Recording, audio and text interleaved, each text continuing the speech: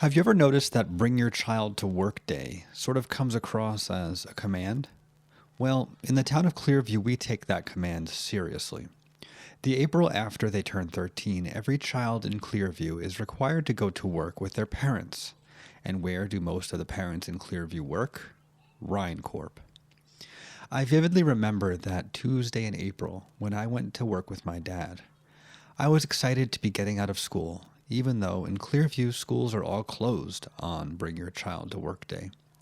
As excited as I was, even as a 13-year-old, I sensed some hesitancy, a little discomfort in my dad as we drove into the RheinCorp parking lot. "Are you okay, Dad?" I asked. "Huh?" he said, snapping out of his thoughts. "Sure, I'm fine."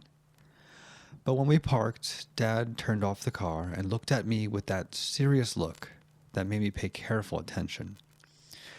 "Everything is going to be okay," said Dad. "Just be sure to follow all instructions, and whatever you do, keep your voice down." Panic shot down my spine. "All right," I replied, hoping the inflection of my voice would yield more information from my dad. "Don't yell, don't scream. Do you understand, Elliot?" "Sure, Dad." Perhaps, I thought, it was just rude to be loud in the office space. That was all, right? We exited the car, and I followed my dad into the RheinCorp building. It was a sprawling space. We were greeted by a large vestibule with a cascading fountain in the center, pouring down water into a pool filled with orange fish and hundreds of coins lying on the bottom. Dad gave a friendly wave to the secretary who sat behind a large marble desk and continued beyond a set of large double doors.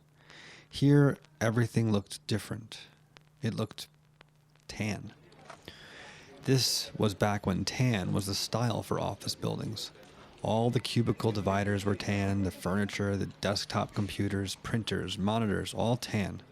Any of my worries were set at ease when I saw this space. It was as innocuous as could be.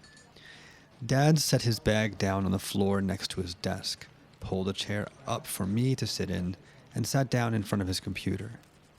As the computer booted up, he tried to explain to me what he did, but I didn't understand much of it. I did, however, notice all the other parents and their kids walking past Dad's cubicle, somber, as if they had been sentenced to death. Again, the gnawing sense of unease crept in. After about an hour, I was more bored than anything else, but the announcement on the intercom overhead changed everything. The RheinCorp Children's presentation will begin in 10 minutes. Please escort all children to the presentation room. There are no exceptions. With a sigh, Dad stood up and put his hand on my shoulder. "Just remember, quiet." My heart was racing as I stood and followed my dad, who filed into a crowd of other parents and their kids, down the hall, and into a large auditorium. The parents all left, and the lights dimmed as a screen descended from the ceiling. A grainy black and white video featuring a man in a suit began to play. Welcome to RheinCorp. Over the next hour, we will show you everything that happens within these walls to innovate, protect, and provide for the citizens of Clearview and beyond. The video continued, going over products, supply chains, and all sorts of things that children are not interested in. But after a few minutes, something shifted up front. The screen retracted, the stage folded into the floor, and all that was left was what looked like a roller coaster sitting on a set of tracks below. A voice sounded overhead. Please file onto the tram, one per seat. Obediently, we rose to our feet and relocated to the carts. Each one progressed along the rail once someone sat down. I followed the queue until I too was seated in one of the carts. A voice sounded from a small speaker in front of me. Friendly reminder. For your own safety, keep quiet for the duration of the interactive component of the presentation. The cart wound through an industrial-looking hallway, lined with red blinking lights and thick metal pipes. The speaker sounded again. You've seen what RheinCorp does. Now you will see how we do it. Because nothing at RheinCorp would be possible without Rhein. The cart turned a corner and into a vast open room, larger than a football field. In the center of the space, larger than a house, sat a giant, pinkish, undulating blob. Dozens of thick, sinewy tendrils spanned from the blob to all corners of the room, even down to the floor. Upon the surface of the blob were dozens of pulsating pustules, hundreds of blinking eyes, and even what looked like a mouth, lined by concentric rows of triangular teeth.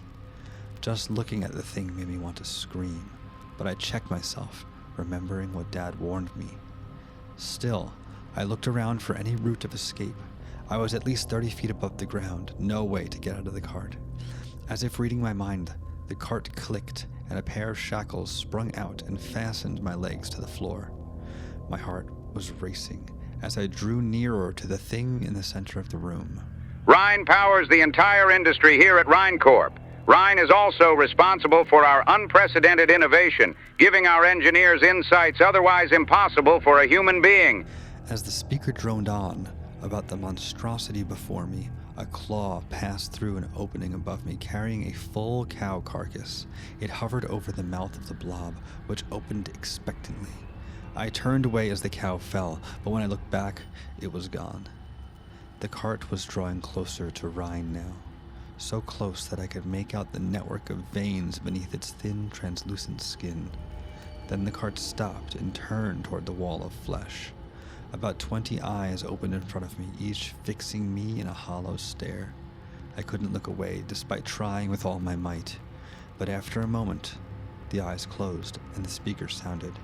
Congratulations, Rhine sees you. The cart pressed on for a few seconds, stopping again at another part of the blob.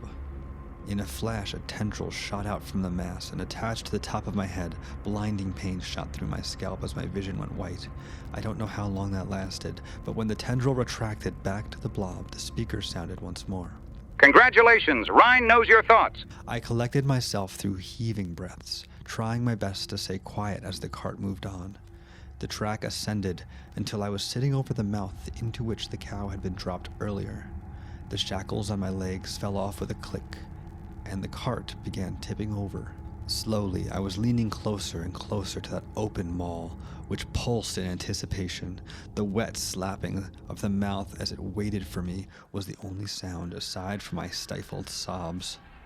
Though, for all of my struggling, clawing and gripping onto the cart with all my might, I didn't scream.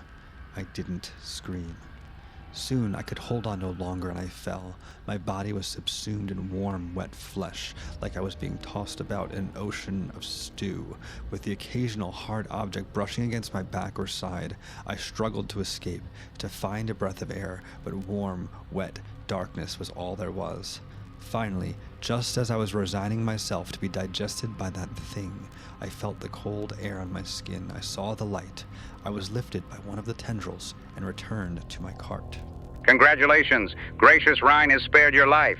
Trembling, I covered my face with my hands and prayed for the end of this ride, but not before I heard something worse than anything I'd yet experienced. I heard a scream ring out behind me. I whipped my head around to see another empty cart, tipped over the now closed mouth. I waited and waited until the cart was out of sight, but I never saw anyone emerge. My cart led me back through a hallway similar to the one I had come in from, and one last message came through the speakers. Did you know Rhine's tendrils reach throughout Clearview? If you're in Clearview, Rhine can reach you. The cart stopped back in the auditorium, and I got out, hardly able to stand on my own shaking legs. I was led back to my dad's cubicle, where he met me with a relieved sigh, but never said anything about it. I sat next to his desk for the rest of the day, watching him move numbers around a spreadsheet, and that was fine with me.